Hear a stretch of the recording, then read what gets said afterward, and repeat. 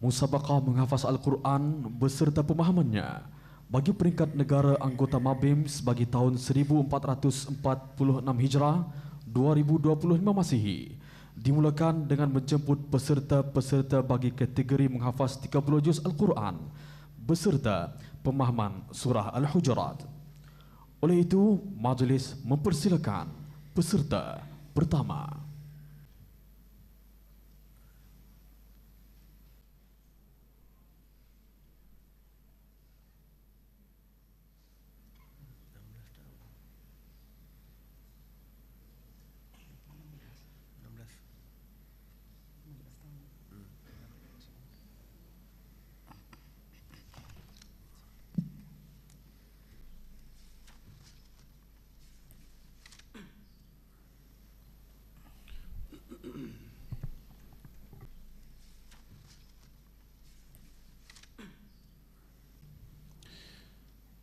Bismillahirrahmanirrahim.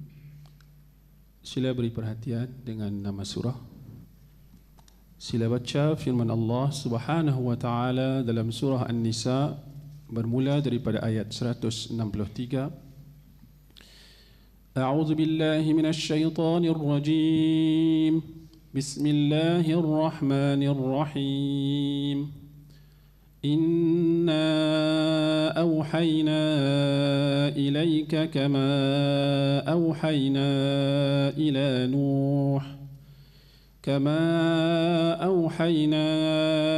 إلى نوح والنبيين من بعده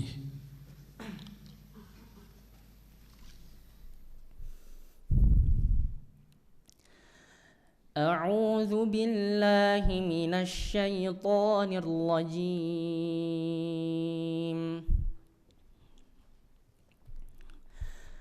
بسم الله الرحمن الرحيم.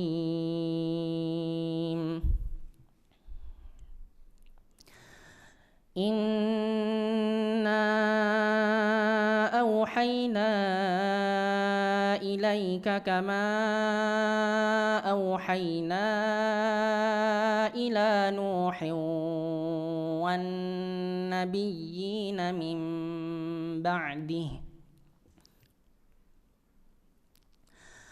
وأوحينا إلى إبراهيم وإسماعيل وإسحاق ويعقوب والأسباط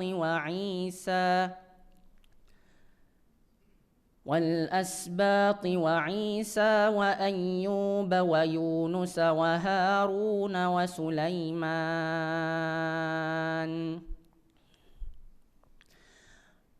وآتينا داود زبورا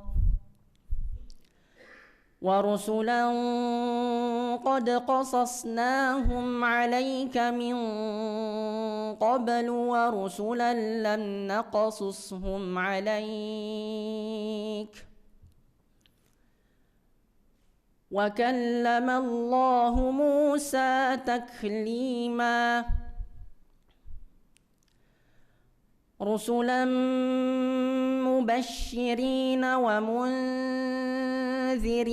لئلا يكون للناس على الله حجة بعد الرسل وكان الله عزيزا حكيما لكن الله يشهد بما أنزل إليك أنزله بعلمه والملائكة يشهدون وكفى بالله شهيدا إن الذين كفروا وصدوا عن سبيل الله قد ضلوا ضلالا بعيدا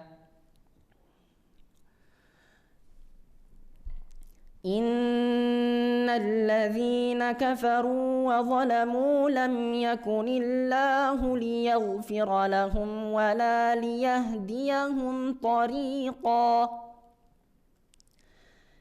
إلا طريق جهنم خالدين فيها أبدا وكان ذلك على الله يسيرا يا أيها الناس قد جاءكم الرسول بالحق من ربكم فآمنوا خيرا لكم وإن تكفروا فإن لله ما في السماوات والأرض وكان الله عليما حكيما.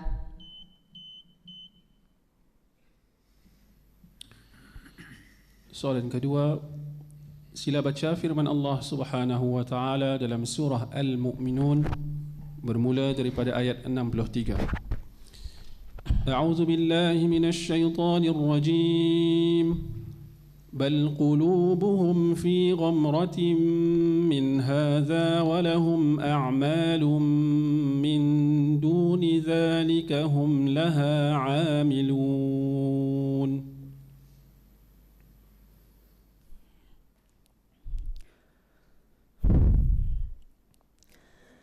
أعوذ بالله من الشيطان الرجيم.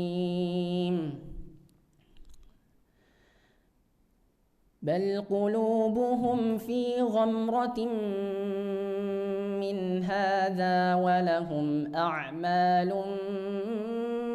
من دون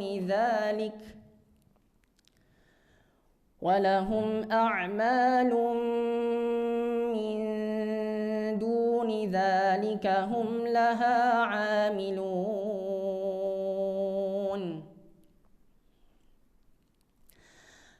حتى إذا أخذنا مترفيهم بالعذاب إذا هم يجأرون لا تجأروا اليوم إنكم منا لا تنصرون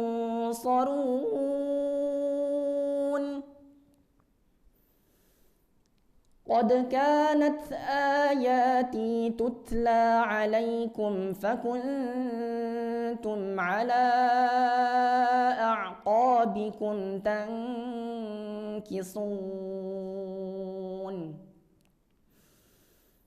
مستكبرين به سامرا تهجرون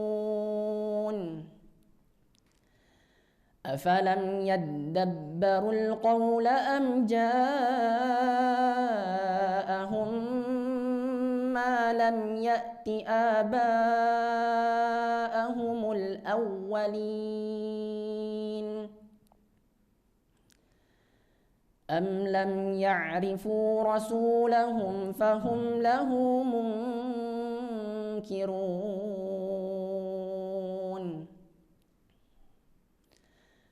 أم يقولون به جنة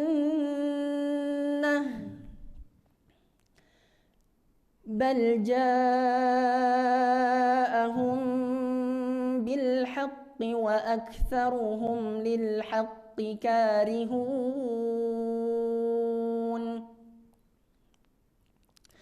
ولو اتبع الحق أهواءهم لفسدت السماوات والأرض ومن فيهن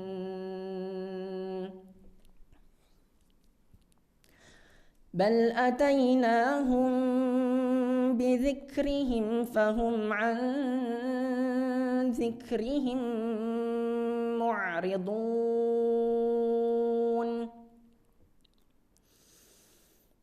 أم تسألهم خرجا فخراج ربك خير وهو خير الرازقين وإنك لتدعوهم إلى صراط مستقيم وإن الذين لا يؤمنون بالآخرة عن الصراط لناكبون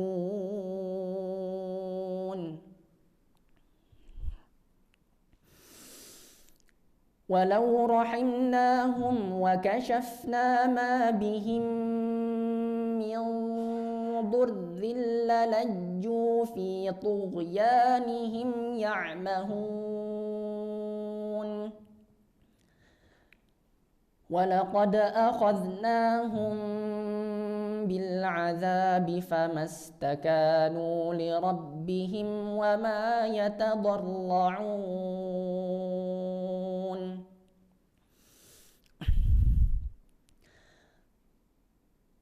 حتى إذا فتحنا عليهم بابا ذا عذاب شديد إذا هم فيه مبلسون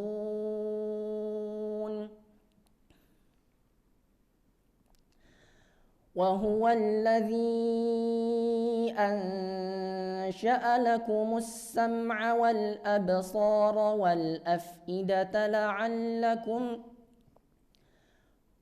وهو الذي أنشأ لكم السمع والأبصار والأفئدة قليلا ما تشكرون وهو الذي ذرأكم في الأرض وإليه تحشرون.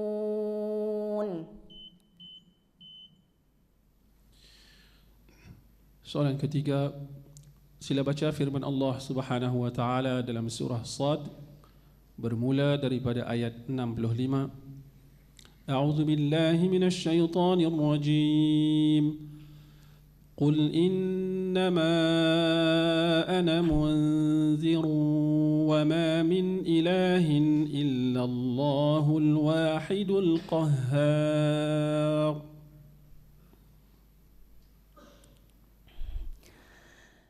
أعوذ بالله من الشيطان الرجيم.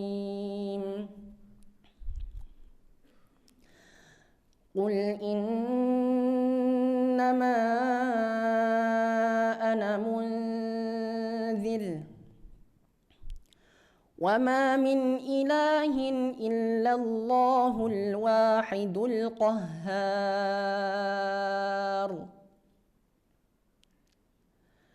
رب السماوات والأرض وما بينهما رب السماوات والأرض وما بينهما العزيز الغفار.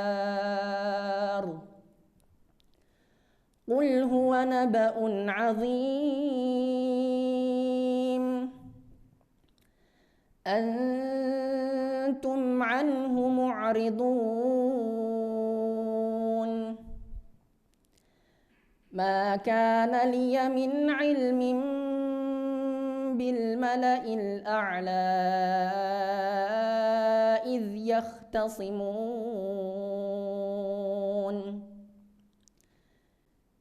إن يوحى إلي إلا أنما أنا نذير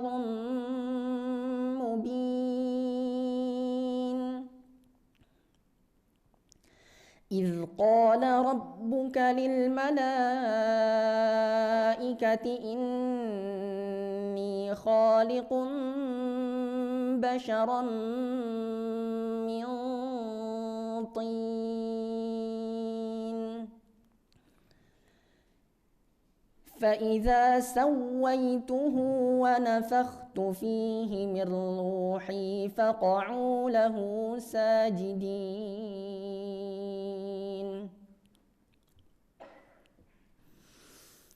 فسجد الملائكة كلهم أجمعون إلا إبليس استكبر وكان من الكافرين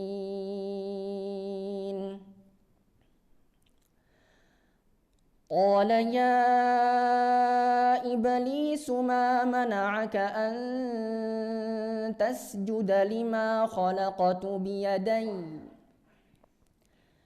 أستكبرت أم كنت من العالين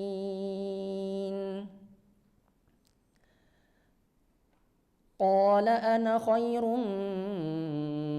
منه خلقتني من نار وخلقته من طين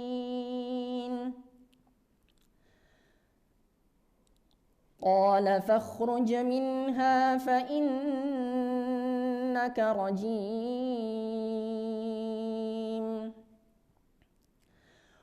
وإن عليك لعنتي إلى يوم الدين قال رب فأنظرني إلى يوم يبعثون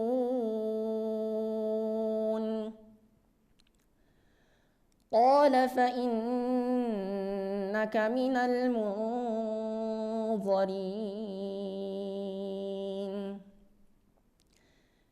إلى يوم الوقت المعلوم قال فبعزتك لأغوينهم أجمعين إلا عبادك منهم المخلصين قال فالحق والحق أقول لأملأن جهنم منك وممن تبعك منهم أجمعين.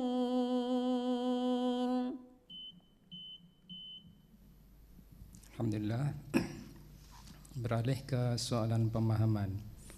Untuk makluman para hadirin sekalian, bahawa pemahaman Al-Quran pada musabaqah Mabim sekali ini adalah merujuk kepada tafsir Al-Munir.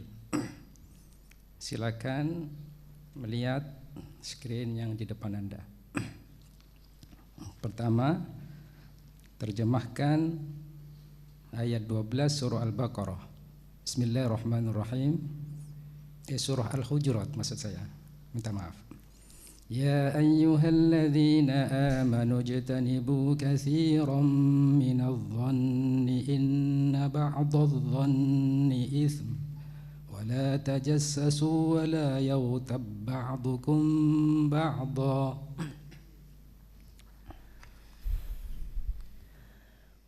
Wahai orang-orang yang beriman, jauhilah kebanyakan daripada prasangka. Sesungguhnya sebahagian prasangka itu dosa. Dan janganlah kamu mengintip, mencari-cari kesalahan orang lain. Dan janganlah pula sebahagian kamu mengumpat sebagian yang lain. Berikutnya, ayuhibbu ahadukum an ya'kula lahma akhihi maitan fakarihtumuh wattaqullaha innallaha tawwabur rahim. Adakah seseorang daripada kamu suka memakan daging saudaranya yang telah mati? Maka sudah tentu kamu merasa jijik kepadanya. Dan bertakwalah kepada Allah. Sesungguhnya Allah Maha Penerima taubat, lagi Maha Pengasih. Baik. Soalan kedua. Jelaskan secara singkat fakta-fakta yang berkaitan dengan surah Al-Hujurat. Pertama, surah Al-Hujurat termasuk surah yang keberapa menurut urutan mushaf dan mengandung berapa ayat? Mengikut urutan mushaf, surah Al-Hujurat terdapat pada juz 26 dan urutan surah yang ke-49 serta mengandungi 18 ayat. Baik, yang kedua, apakah yang dimaksudkan dengan Al-Hujurat dan kenapa dinamakan demikian? Bismillah. Surah ini diberi nama surah Al-Hujurat karena di dalamnya Allah Subhanahu wa taala menuturkan ayat yang mengandung pengajaran adab dan sopan santun kepada sejumlah orang-orang Arab yang memanggil-manggil baginda Nabi Muhammad sallallahu alaihi wasallam dari luar hujurat atau bilik-bilik tempat kediaman istri-istri beliau sebagai bentuk pencegahan terhadap perbuatan yang boleh menyakiti baginda Nabi Muhammad sallallahu alaihi wasallam serta menjaga kehormatan rumah istri-istri beliau. Baik. Berikutnya, soal yang ketiga, di antara ayat-ayat dalam surah Al-Hujurat telah banyak menjelaskan tentang dua jenis adab atau etika bagi melahirkan individu dan masyarakat yang bertamadun sesuai dengan perintah Allah dan ajaran Nabi Muhammad sallallahu alaihi wasallam. Jelaskan dua jenis adab atau etika yang dimaksudkan dan jelaskan secara terperinci.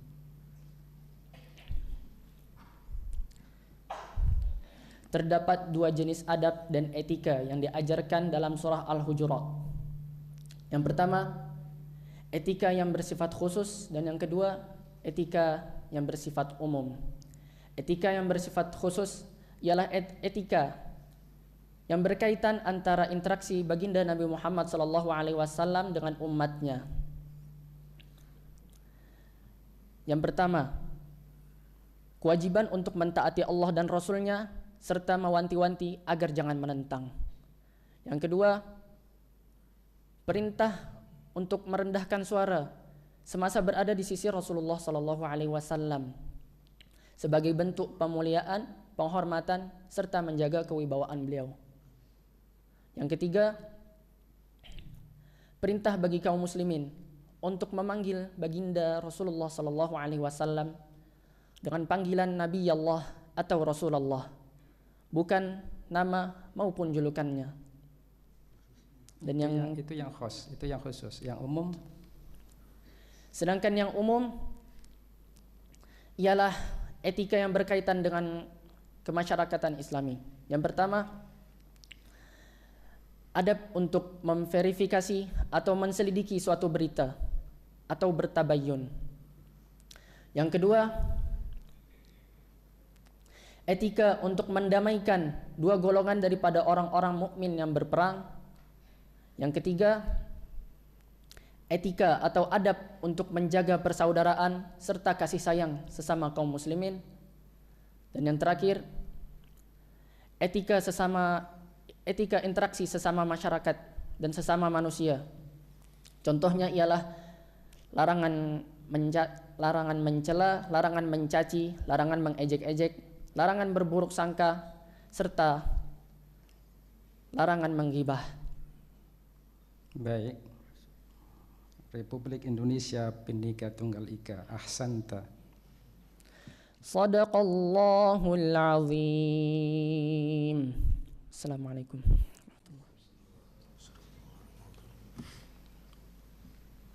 Sadaqallahul azim. Demikian tadi peserta pertama, iaitu Muhammad Haikal Al-Ghifari dari Republik Indonesia.